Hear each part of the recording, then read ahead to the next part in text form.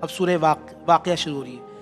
یہاں یہ یاد رکھیے گا عبداللہ ابن مسعود رضی اللہ تعالیٰ جب بیمار ہوئے عثمان غنی دیکھنے کے لیے آئے. عثمان غنی نے کہا کہ میں آپ کو کچھ دینا چاہتا ہوں. انہوں نے فرمایا نہیں, مجھے رسول اللہ خزانہ دے کے گئے. عثمان غنی نے جب سنا کہ رسول اللہ خزانہ دے کے گئے تو حیرانگی ہوئی, کون سا رسول اللہ خزانہ دے کے گئے؟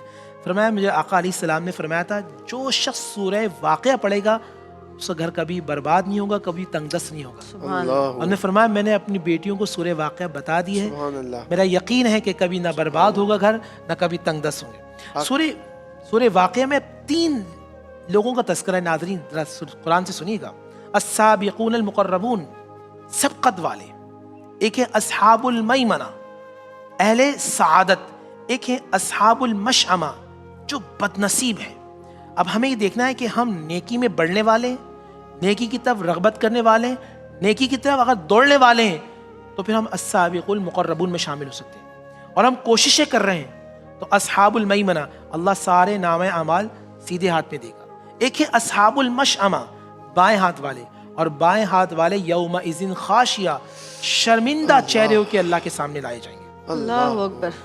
پھر قرآن عظیم کے بارے میں بات کی جاتی ہے کہ اللہ نے اسے لوح محفوظ.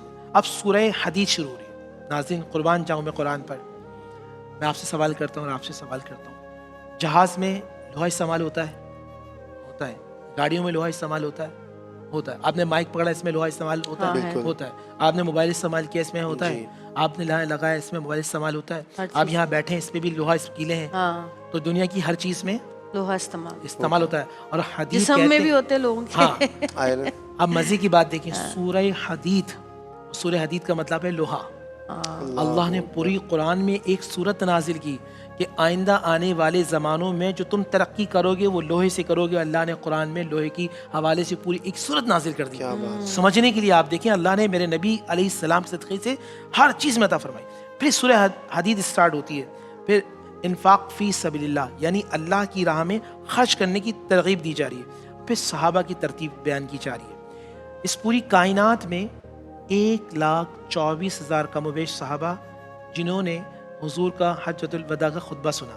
تو اس پوری کائنات میں وہ افضل, یہ قرآن کی ترتیب ہے. اس کے بعد جو 1500 والے اصحاب بیت رضوان ہیں وہ افضل, ان سے احد والے 750 والے وہ افضل, ان سے 313 والے بدر والے افضل. بدر والوں میں عشرہ مبشرہ افضل, عشرہ مبشرہ میں 4 خلفائے راشدین افضل, اور خلفائے راشدین میں سیدنا ابو بکر صدیق سب سے افضل. سبحان اللہ, سبحان. یہ